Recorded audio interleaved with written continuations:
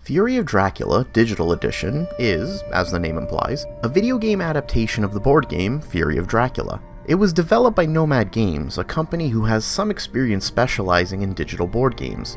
Most notably, they're the studio behind the digital version of Talisman, a hugely popular board game by Games Workshop in the 80s that I am actually not a fan of in the slightest. That's not to say that the digitization is a bad one, quite the contrary actually. I just don't particularly like how that game plays, despite it being a very good and competent PC game.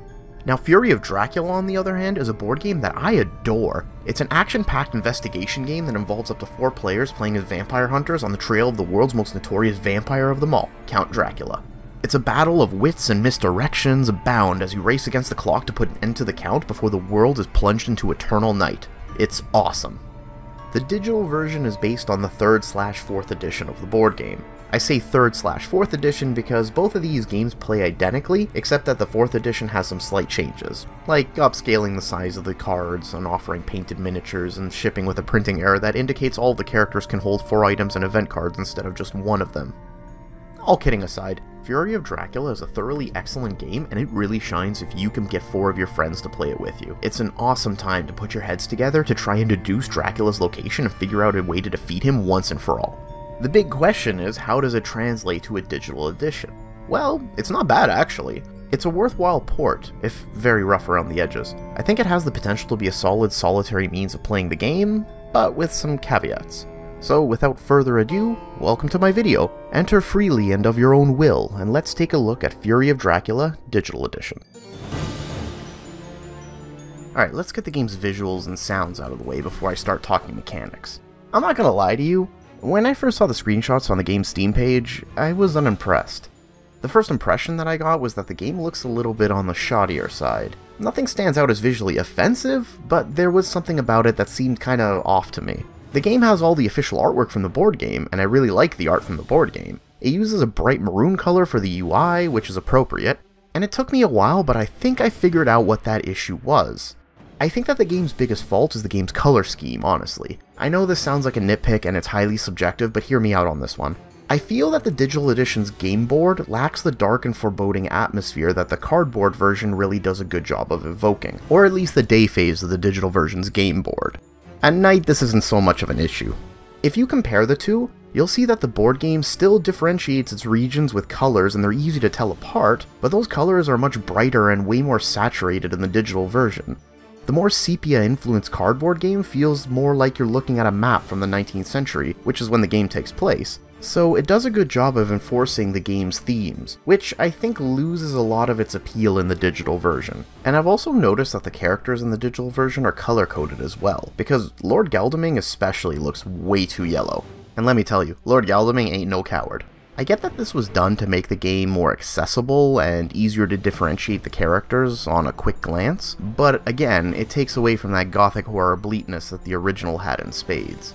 But, with all that being said, I am very glad to say that when you boot up this game, the main menu has a totally different feel to it. The menus look a bit sleeker, and the game art on the pillar boxes, again, taken directly from the board game, actually has several motion effects applied to it, which makes for a really neat effect. In fact, all the game's art does this. You can browse each of the game's card decks from the main menu, which itself is a feature I love since it allows you to familiarize yourself with the game and develop strategies if you so choose, but each of the cards in the game has the same motion effects as the game's main menu, meaning that you can just sit here and admire it if you so choose. And why not? It looks awesome. Some animations, particularly on cards like Feed, or any of the artwork which features Dracula, really pops out due to those little details that are added to them, like blood splatters or fluttering bats. Everything here looks really visually appealing. I like the game's music a lot too. The main menu theme is this incredible, dramatic, and bombastic track that perfectly sets the mood for what you expect when you're facing Count Dracula. Here, have a listen.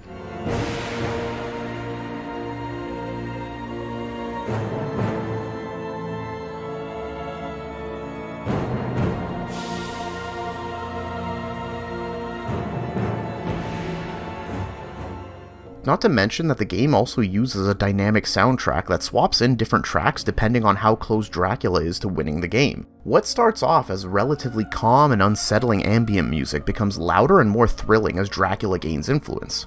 So with all those elements in place, I really admire the effort put into Fury of Dracula's presentation. The in-game map even has a day and night cycle that changes the lighting based on what phase the game is in, which does actually add to the immersion, as do the distortion effects on the edges of the screen that, just like the music, are added as Dracula gains influence and comes close to winning the game. Even the water textures are animated and are constantly flowing in the background, and the fog and storm animations look really good too. There are also smaller things that I really enjoy seeing, like text pop-ups from either Dracula or the hunters taunting each other as the game goes on.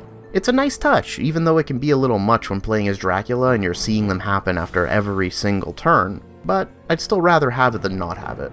In the end, the entire package comes together really nicely. And since Fury of Dracula relies so heavily on animations, I don't think that the screenshots showcase the digital edition's visual add-ons very well, which is a shame since I think a lot of people might snub their noses at it just based on those screenshots alone. But really, I find that the overall package looks much better when you hop into the game and see everything work together in tandem. Right, now that's all well and good, but how does Fury of Dracula actually work? Well, it's an asymmetrical game that's intended for 2 to 5 players, although the digital edition adds AI so you can play this solitaire. Up to 4 players control one of 4 vampire hunters, all taken from Bram Stoker's Dracula: Dr. John Seward, Mina Harker, Arthur Holcomb aka Lord Galdaming, and of course, Abraham Van Helsing. These 4 characters are tasked with combing across Europe, working together to uncover Dracula's location and put a stop to him before he can tighten his grip around the world. Now, the asymmetrical part of the game comes with the fact that Dracula himself is also controlled by a player rather than by the game. Dracula's objective is to raise his influence marker to 13. He does this by creating hideouts in the game and placing fledgling vampires in there, waiting for them to mature, or he can kill one of the player characters too. However, this is a lot harder said than done. You see, the gimmick is that Dracula is actually hidden as he moves around the game board. So instead of moving a figure to show where Dracula is going, he actually moves by placing location cards down on a trail. These cards are kept face down until one of the hunters is able to move into that location and search it.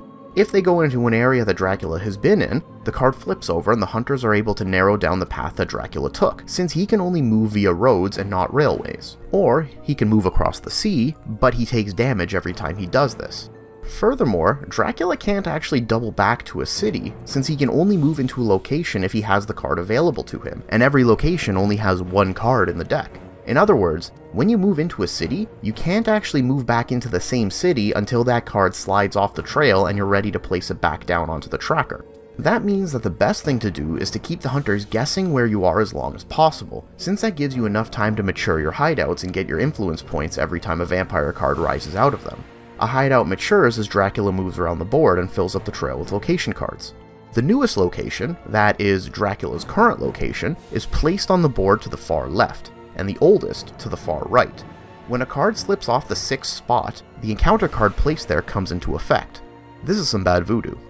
The hunters can only win the game if they find and destroy Dracula, so they will constantly be looking for his active location. This is why risking an engagement with the hunters is such a tricky proposition. When you do engage in combat, it's resolved by playing combat cards against one another. The hunters can pick up various pieces of equipment to aid them, but will always have 3 of the basic cards available: punch, dodge, and escape. Dracula, or any one of his vampiric minions that the hunters may be fighting, shuffles their own encounter deck and plays a combination of supernaturally charged cards against the hunters. These cards have tokens on them that, if played correctly, can actually cancel each other out, and so the balance can easily tilt one way or another depending on card combinations or the ability to predict your opponent's moves. A few misplayed cards, or jumping into combat without sufficient preparation, and the game could be over pretty quickly for either side. The game itself is played in a number of phases, with each turn representing the passage of time as the characters traverse through the countryside. The hunters move during the day phase, but they must stay put at the night phase, although they do have other actions available to them.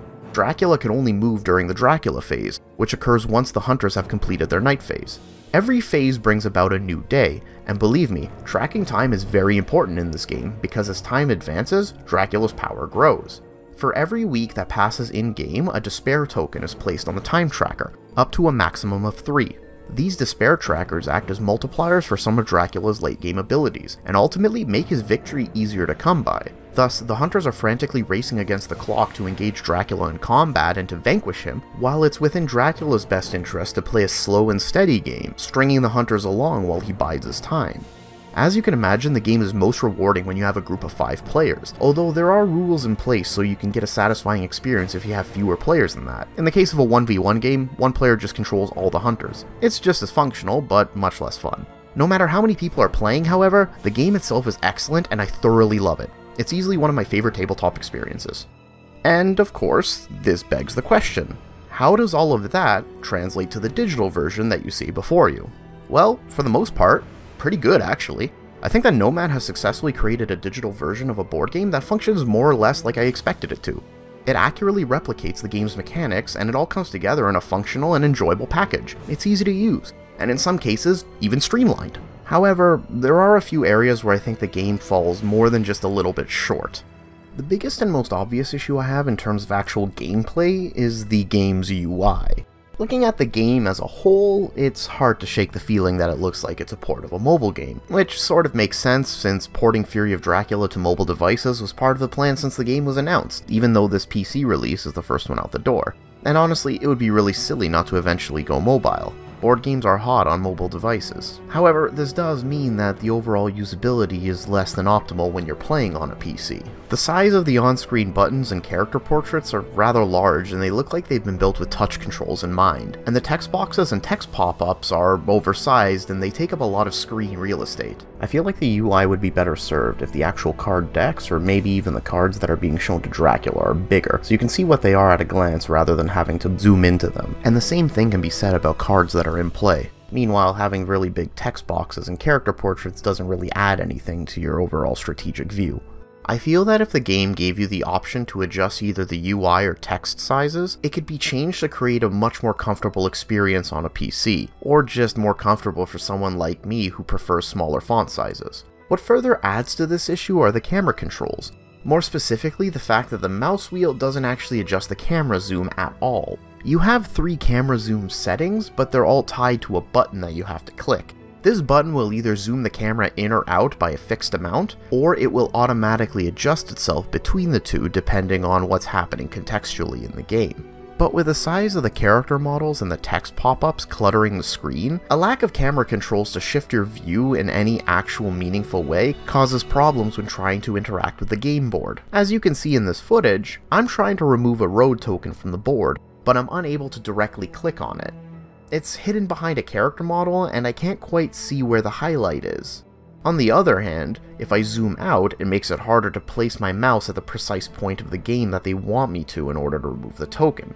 It's an awkward time all around, and I think this could be alleviated by implementing either better zoom controls or even adding a camera rotation option.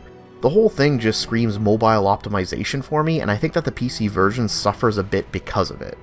Another problem that I see that I know is going to plague new players is the fact that the in-game tutorials aren't very good at all. They tell you what the basic rules and UI functions are, but there are a lot of finer points that are glossed over and that they're much harder to pick up, especially for players who aren't necessarily familiar with the original board game.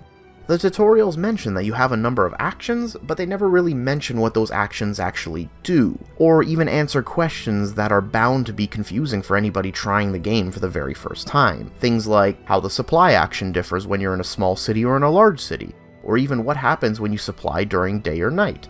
What's the difference between supplying and searching? What are the 2 different colored numbers on train tickets? What do these advanced rules options actually change? Or even any general tips or strategies for how to win the game. Sure, you occasionally get pop-ups when playing the game that touch upon some of these things, but they don't offer enough detail to explain to somebody with no familiarity with the game how it works. And while the game does try to have links to the board game rulebooks conveniently linked into the tutorial, I bet most of these players won't even bother reading them. Or if they do, they'll most likely need to have these links handy while they're actually in-game, since a lot of these questions will arise only once they're actually playing. Compare this to something like Twilight Struggle, whose tutorial goes out of its way to give you a vertical slice of the most common scenarios found in the game. It embraces the idea that these things are common occurrences, and thus it trains you to be able to adapt to them and then start to focus on what kind of strategies you can develop as you're playing the game. For a game that can be rather deep and complex, such as Fury of Dracula, it would really do well to ease people into understanding what these different concepts like movement are, and presenting them with a multitude of different situations where they can better understand what options they have during the course of the game. Now, I'm pleased to say that this is something that's actually been embraced by the developers. Nomad Games is actually delaying the release of Fury of Dracula, and one of the key features is to further enhance the tutorials. So kudos to them, but as it stands, based on what I've played, the tutorials need a lot of work. My last big gripe is that the AI needs some real fine-tuning, especially when playing as Dracula. I find that the hunters are far too easy to exploit. See, when the hunters discover a clue, they tend to surround it and become incredibly tunnel-visioned.